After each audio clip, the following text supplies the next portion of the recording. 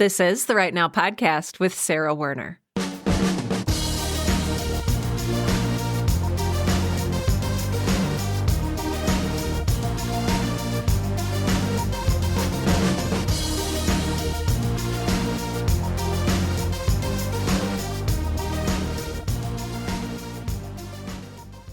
Welcome back, listeners. I am so excited to be here with you again this week, and I am super double amazingly excited to have with me a very special guest to interview on today's show. I have with me KB Wagers, who is just an incredible person. I have a very official bio here. So KB Wagers is the author of the Indranan and Farian War trilogies from Orbit Books and the Neo G Adventures from Harper Voyager. They are a fan of Whiskey and Cats, Jupiter Ascending, and the Muppets. So I just know that we're going to have such a fascinating conversation. You can find KB Wagers on Twitter at KB Wagers and on Instagram at Midway Brawler for political commentary, plant photos, and video game playthroughs. And I will make sure to have those links available for you in the show notes for today's episode. Until then, in the meantime, welcome to the show. Oh, thank you so much for having me. It's great to be here. It is great to have you here. Or is there some cat ruckus going on? It was like half a second after that intro, and the cat was like launched himself off the desk. They can sense it. Pretty much. We both have, for those of you who are listening, which is all of you, we both have very active cats here with us tonight. And so there might be some rumblings going on cat-wise. So I'll try not to trim those out so that you can get full cat enjoyment. So hi, I've welcomed you to the show, and then we immediately devolved into talking about cats. But KB, also known as Katie, can you tell us a little bit about yourself and maybe how you got into the whole writing thing in the first place? Oh, wow. I do. No small thing. Good, right? We said we were going to be here for 2 hours. Oh, yeah. So that's why. Oh, I'm ready. I have been writing basically since I was old enough to start writing. And it has always been something that has fascinated me and always been something that I enjoyed. I started writing more seriously with an eye towards publication when I was in high school. So all the way back in 1994. Something like that. That was 10 years ago, right? Is that Yeah. Very recent. Yeah. So it's fine. It hasn't been that long. And yeah, I was very lucky. I grew up on a farm in northeastern Colorado. And some of my fondest memories are my mother taking us to the library in town to get books, and you come home with a stack of books, half of which you've read on the 20-minute drive. Yes, I remember that. Yeah, I got to give a talk at Brush Library a couple of years ago, which was such a surprisingly emotional event and also very very delightful to like kind a of homecoming. Be back. Yeah. So, and then I've just, like I said, I started writing more seriously in high school and trying to get published starting about 99, and wrote 13 books or something, queried out about 5 of them before I finally got my agent in 2012. And then all of a sudden this whirlwind of publishing 6 books for Orbit in the last 5 years. And then the new books for Harper Voyager. The first one came out last year, and then the next book comes out just next month in July. Ooh. So yeah, it's very exciting. Ooh. I love this. So I love that you just casually dropped, I wrote 13 books. Tell us, what did that look like? Was that just go to school, come home, and just write straight into the night? Or what did that look like, and what prompted that? Pretty consistently. It was, just while I was in college, or was probably where I wrote the bulk of them. And then also when I was working after I graduated from college. So, go to school and then write in every spare second, go to work, write basically before work, during lunch break, after work. I didn't do a whole lot else. And I am happiest when I am writing. Mm-hmm. And so, for the longest time, that was it. And there are only a couple of times in my life when I haven't been writing, now, which is not great. Where I get really, really kind of depressed and despondent, and it's just, I don't like being in this place. So so I pumped out something like 500,000 words, I think, before I got published. And, I took the long, slow road to being published, I think to say, which is partially why I just kept writing books. Like I'd query stuff out. And while I was querying, I'd start a new book and just write on it. A lot of times I was just writing for me too. So. Oh, I have so many questions because of this. But first, I'd like to ask, you talked about you're happiest when you're writing. Is that really what drove you to sort of like, because I know how exhausting it is to be a college student. I know how exhausting it is to have a job and to like come home with that energy and that fire to create. Was that driven by that search for happiness, or was that driven by something else? No, I would say like that it was legitimately something I enjoyed doing. And so that's like a big chunk of my free time was spent, writing and reading. And that was about it. So yeah, that's currently sort of in the process of trying to figure out where that joy went. And if it was just, like wrestling with the burnout, like we were talking about the other day. Yeah. Let's talk about that now if we can, if that's okay with you. So like you were initially, and I think this is going to resonate with so many listeners, you initially wrote for the joy of it. It felt free. It felt good. It felt happy and right. And right now you're in a place where it doesn't feel great anymore. And you talked a little bit about, you're not writing, you're maybe in some depression. Can you tell us what happened or what transitioned there? So I think there were a number of things. I learned some very valuable lessons about when you're a brand new writer and you're a debut and you have a new contract and everything feels shiny and new, you don't want to say no to people. And so I've learned some very valuable lessons in the last 4-ish years about the value of saying no and the value of being just aware of how much work goes into not only writing a book, but publishing a book. Like when you write your very first book, you have all the time in the world, right? You write it and you polish it and you query it. Once you sign a contract and start writing books much more regularly, especially like kind of in the pace that I was doing it, which was a seemingly easy 1 book a year initially, and then 2 books a year because past Katie had poor ideas about how easy that would be.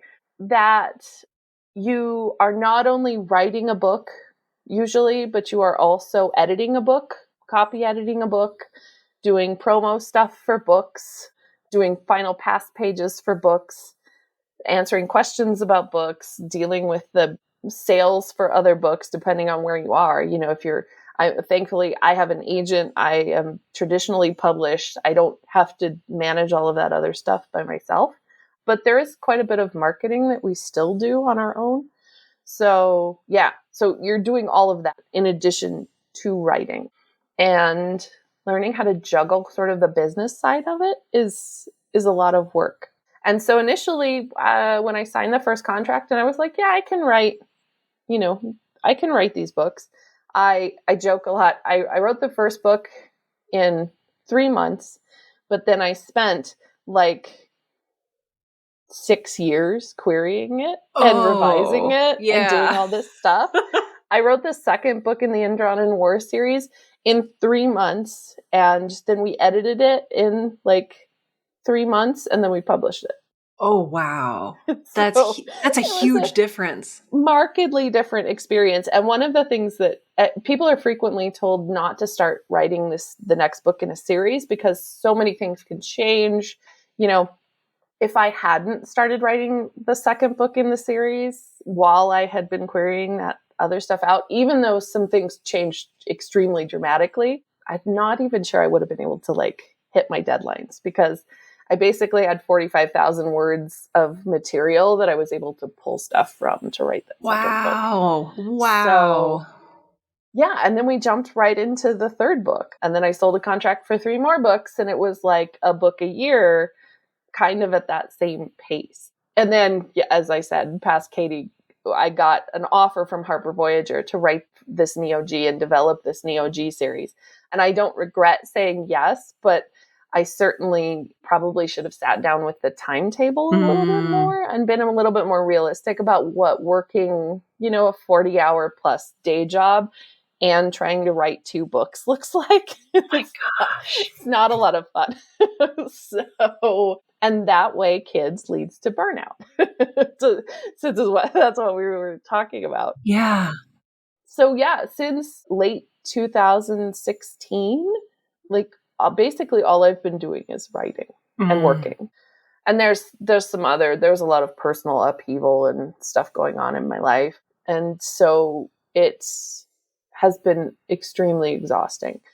And this is the first time in a long time that I only have one book due, at the end of the year. I have not had to write at that same pace. And I've kind of been trying to write again, but it's mostly just a lot of laying on the couch, like flopping around, wondering if I'm going to be able to do this again. Yeah. Which I think I will, but yeah.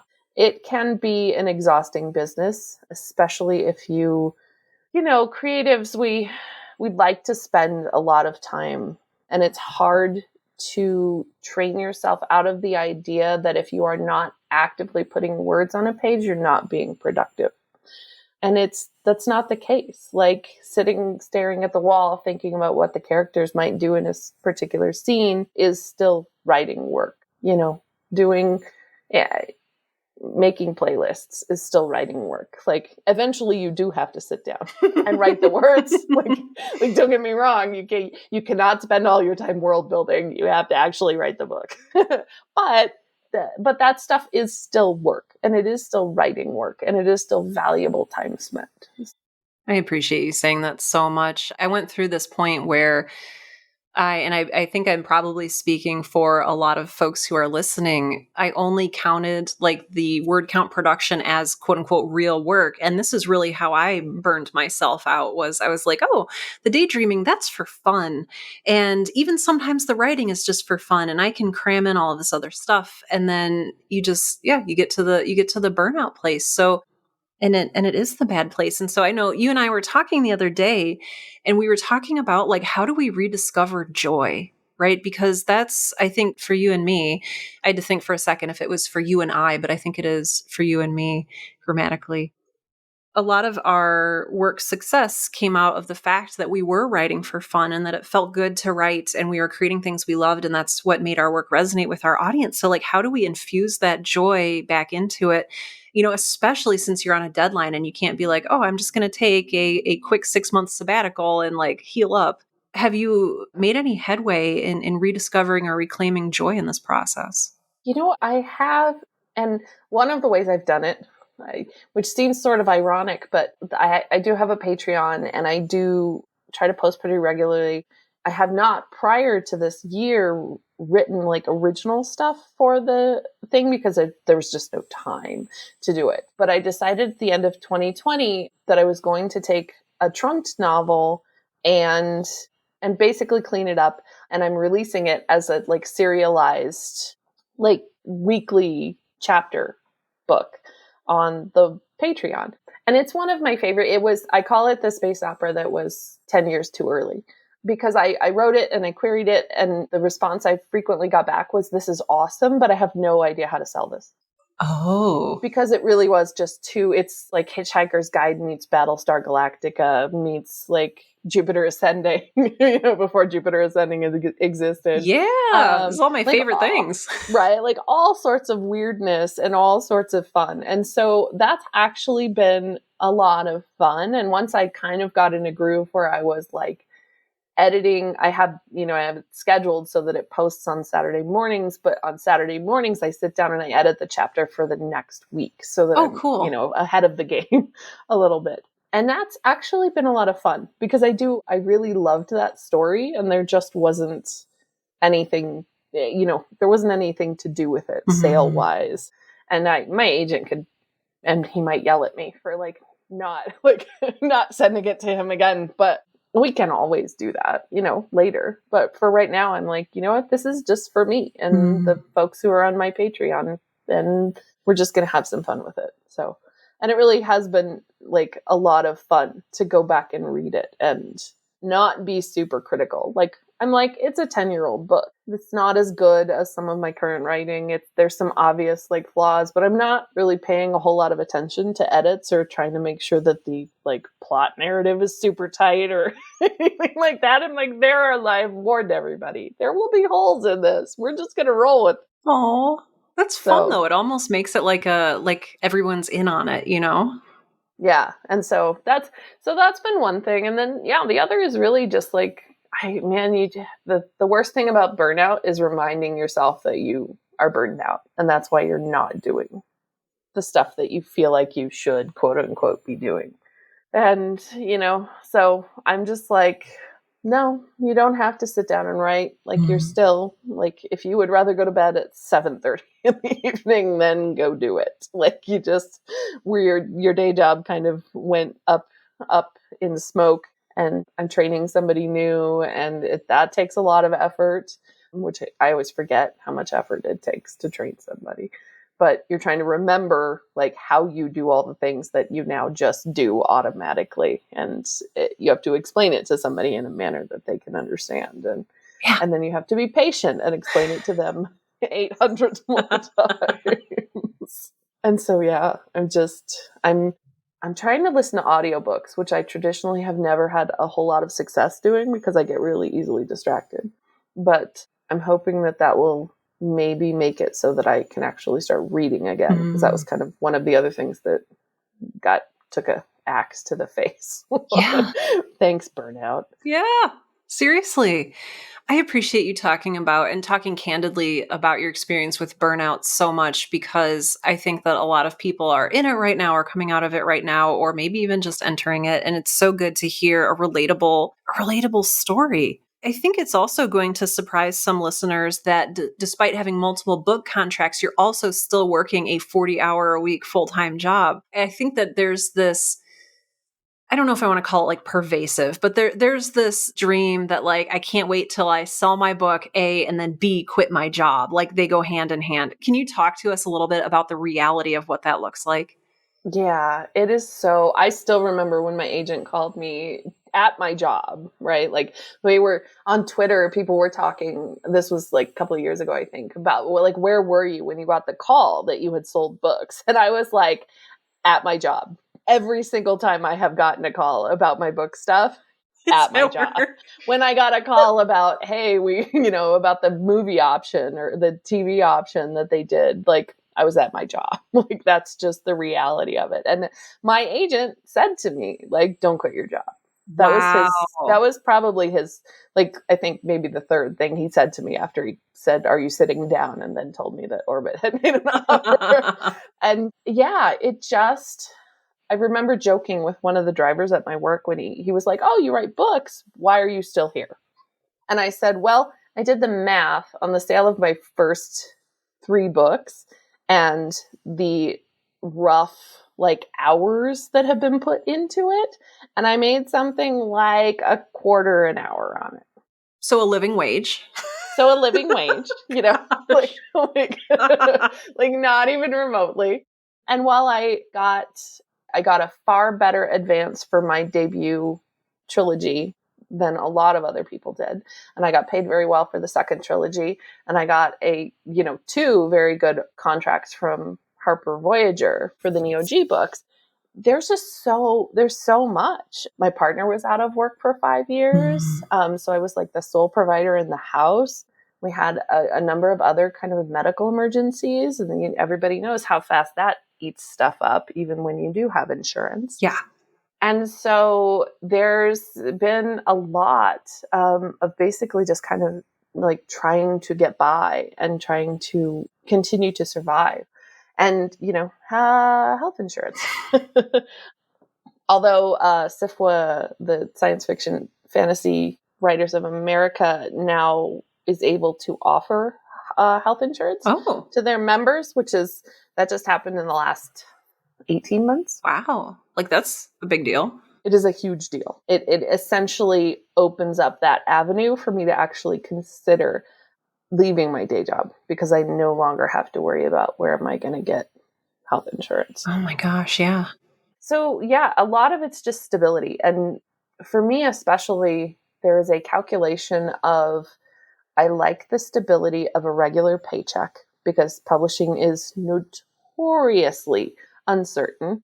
And my publishers are both awesome and they pay me on time. And my agent is very awesome and good at keeping track of what he is supposed to keep track of.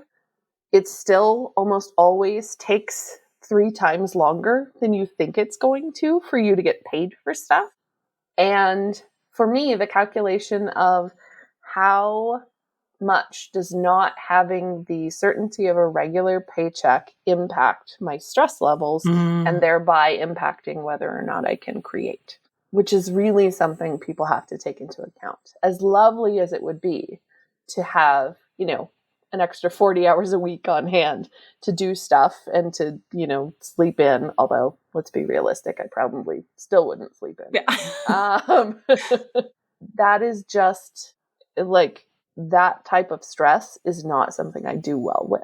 And I know I don't do well. So I'm kind of currently trying to figure out, like, where do you draw the line on that? How much money in the bank account is enough to make you go, okay, I feel like I can actually do this now because I can reasonably be assured that I'm going to get another contract in the next 6 months. Yeah. Which, hey, nobody knows, My book dropped, the week before the pandemic hit. And boy, there were a lot of other writers in 2020 whose debuts, that wasn't my debuts, but it really can put a crimp in what you're trying to do. And there's no way to predict that. And so having the stable income that you can rely on, oh my gosh, absolutely. Yeah. Yeah, it makes a huge difference. And that's why, like, so many authors out there are either have spouses who are employed and thereby providing, a stable, steady income and some sort of health insurance. Or they've gotten to the point where they've really, they've either sold enough books that their royalty checks are coming in on a regular basis, or they have enough contract kind of spaced out that they know that money is coming. And you don't get paid everything up front, too. That's always like... Well, that's tricky. That's stuff that you don't think about. You get paid. Orbit's stuff was a little bit different versus Harper Voyager. So it also varies by publisher, how they break that stuff up. But, $60,000 sounds like a lot of money until you realize that it's spaced out over 3 years and broken up by, initial signing contract, turning in your manuscript, getting published type of situation.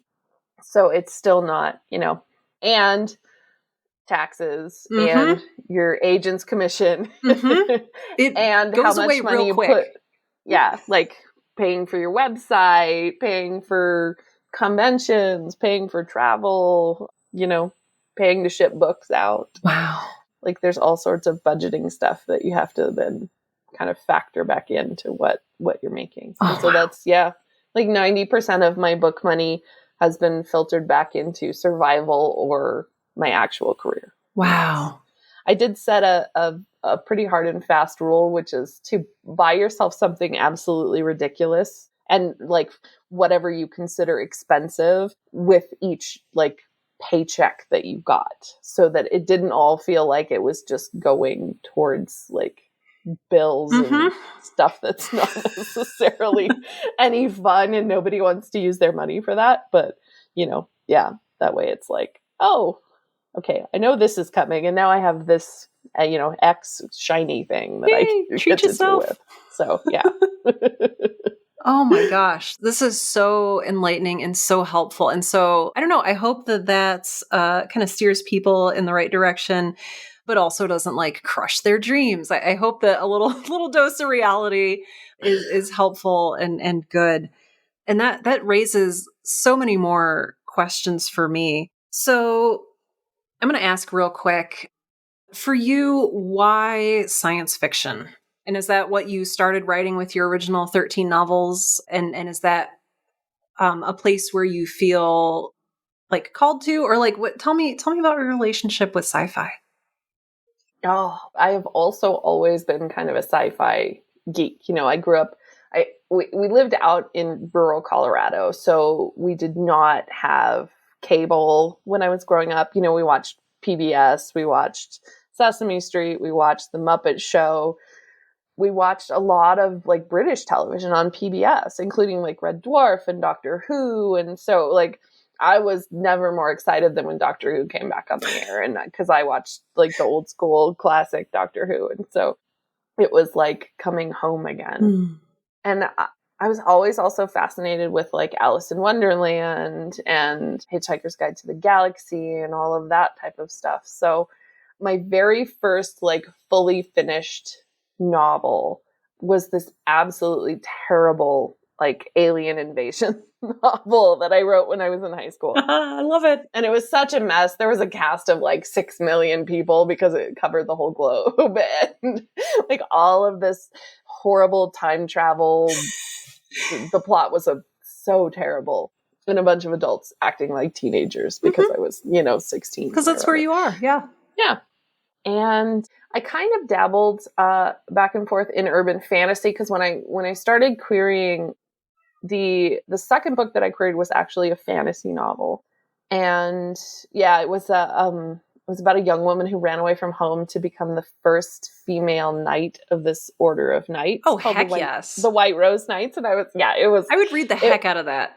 It was such a good book. And it's one of those trunk novels that I wish I could figure out how to resurrect it and make it like good enough. And I don't think maybe someday when I have a lot of time to really sit down. But so that one, it got queried out quite a bit. And then it was sort of the rise of like the urban fantasy stuff. So I wrote several urban fantasy novels that were almost, but not quite good enough, which is sort of like the thing that you hear a lot from agents when you're like, as you start to get better and better in your writing and you present better and you go from like form letter rejections to actual requests for stuff.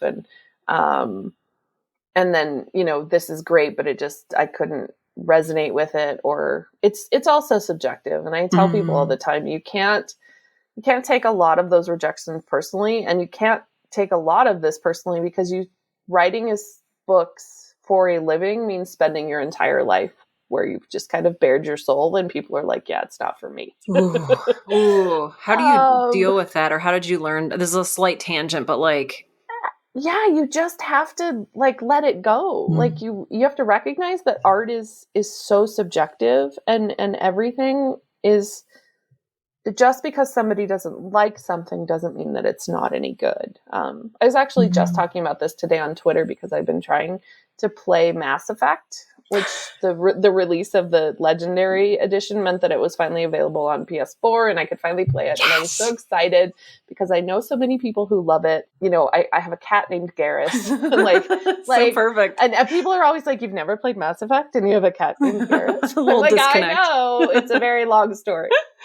And I don't like it. I don't like it at all. I kind of slogged through the first game and it was fine, but it wasn't like, this is calling to my heart, which I always use. Like Dragon Age Inquisition is kind of the standard for that because I played it and it was just like, I have kind of slogged and spite played my way through Mass Effect 2.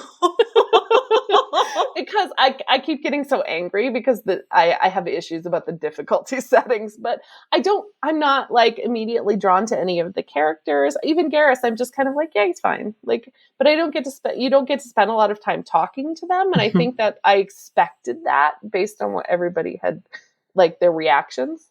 I finally met Legion and I'm like, is it wrong that like my favorite character is the Geth? Like, that, oh no, I love Legion.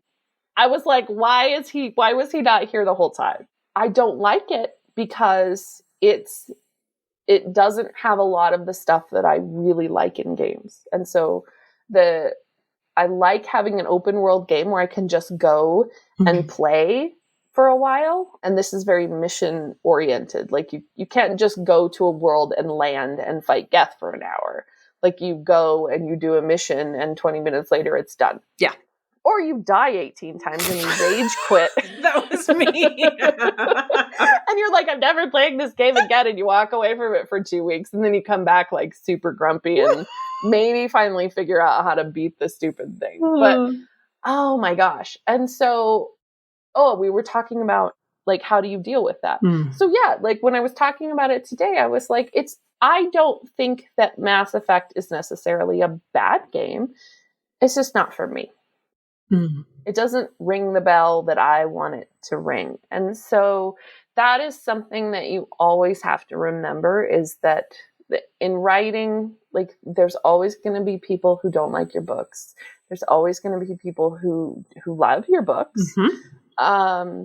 There are always going to be people out there who, like other writers, who do better than you, who get more recognition, who have better contracts, and there are always going to be writers who don't get that same thing. And so you want to be very aware and very focused on your own stuff, and telling the stories that you want to tell, and learning how to like articulate in this business, because it is very much a business, learning how to articulate the soul of the art that you want, and tell the story that you want to tell. Oh, that's so beautifully said.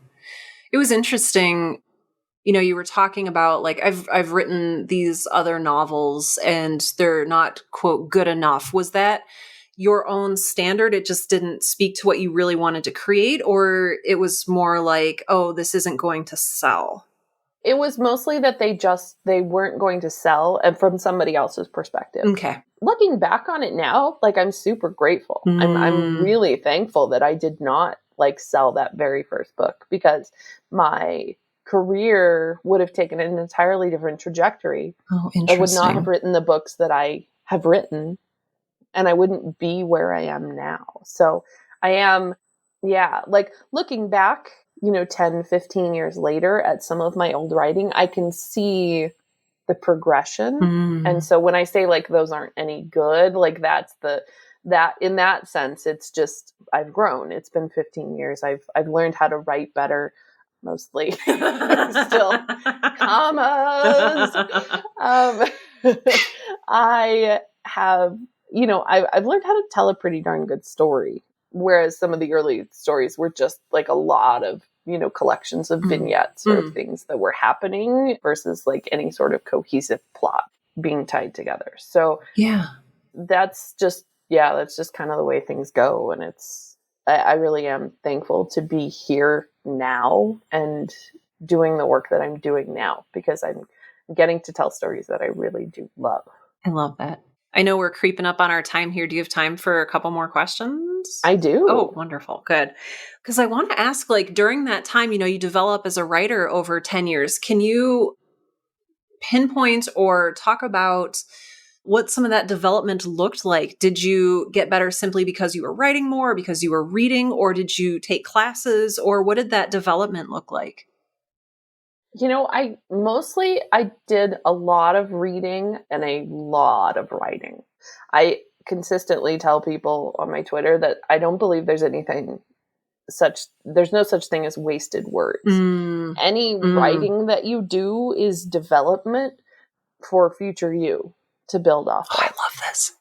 And so I am very much like a solitary writer. I never went to any of the big, like, Clarion West or those sort of, are they workshops? I'm not even sure I what think to so, call yeah. them. Where you do like some intensive work and then you have a bunch of other people do it. Mostly I just like wrote by myself. And I was very lucky to have a pretty core group of critique partners and beta readers who were able to kind of, pull out that no holds barred type of, we're all relatively brutal with each other about, like, this is terrible. Where are you going with That this? can be so valuable, though, from someone you trust. Yeah, it really can. And it is very important. You want people to be like, I love this book.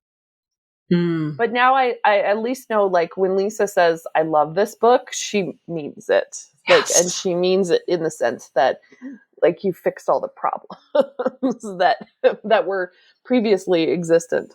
Right. Oh my gosh.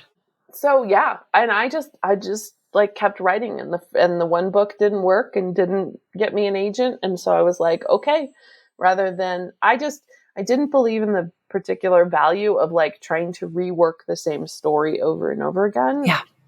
rather I did like think that it was a good idea to just move on and start telling a new story. The only time that has not been accurate is my agent read the original draft of Behind the Throne and rejected it, but with a very lovely letter that was like, I see the story that you're trying to tell here, and I know you didn't do it. Oh my gosh. If you want to revise it and resubmit it, I would be happy to take another look. And then with like some, more detailed notes about how do you fix this? Here's what I see you trying to do. Here's where this completely failed, type of thing. Wow. And there are only like 5 people in the world, I think, who have read the original draft of Behind the Throne. The first 10 pages of the book, though, are exactly the same as they were. Like I basically tore the entire thing apart and reworked it. Wow. A lot of the characters are the same and the setting's the same and the general tone is the same, but everything else got completely torn apart. But those first 10 pages are exactly the same with one detail that got added, and that changed like the entire book. Ooh. And that's always fun. Yeah. That's always a fun like thing to look at, and how you add, one thing to a story and it completely changes everything that happens from that point forward. So, so I rewrote it and I submitted it, and then he offered me rep. So, and then we spent another like 18 months out on submission. That is a whole other show. Oh yeah. Oh, we both just laugh ominously. Right? I'm like, it's a never ending. That's the other thing. Yes. It's a never ending waiting game. If you're waiting to hear back from agents about your queries, and then you're waiting to hear from your agent about submissions.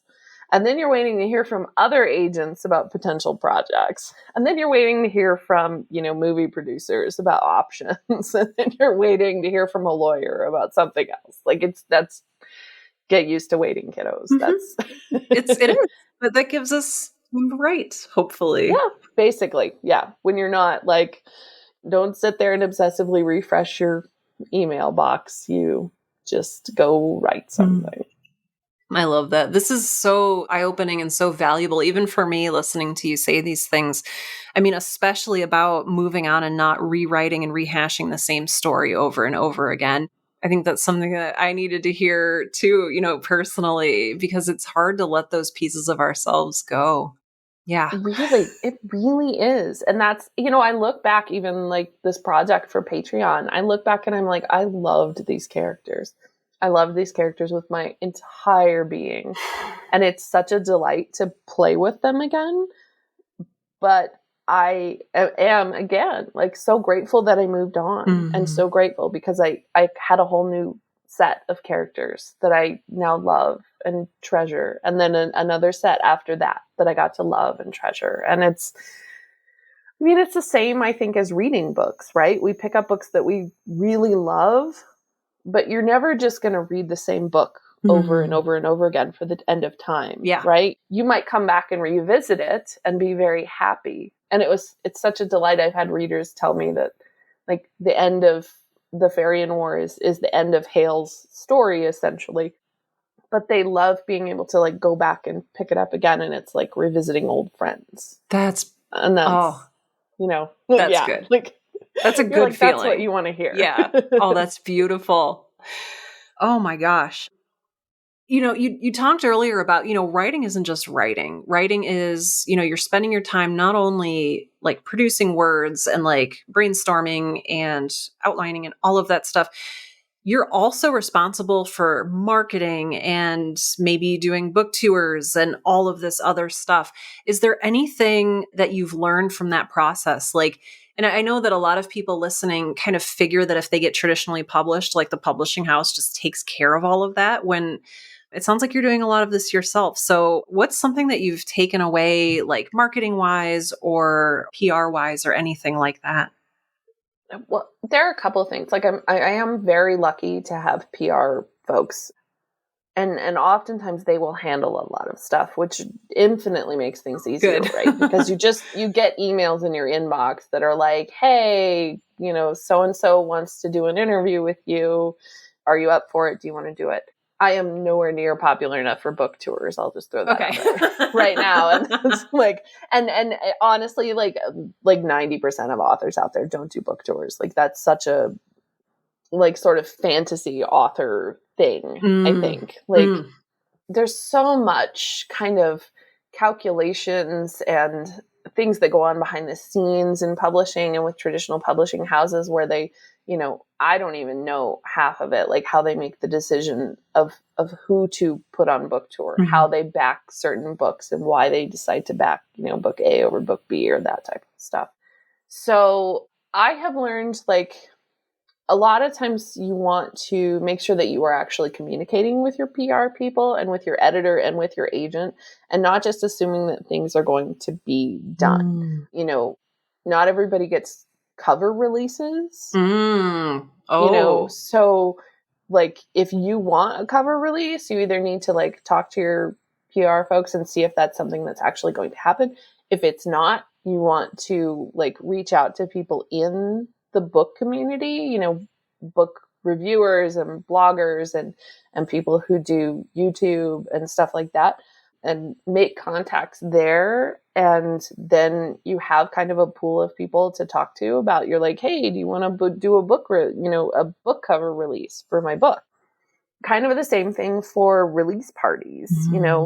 Hold Fast Through the Fire comes out the 27th of July, and situation being what it is, like can't really I don't feel comfortable enough to have a party.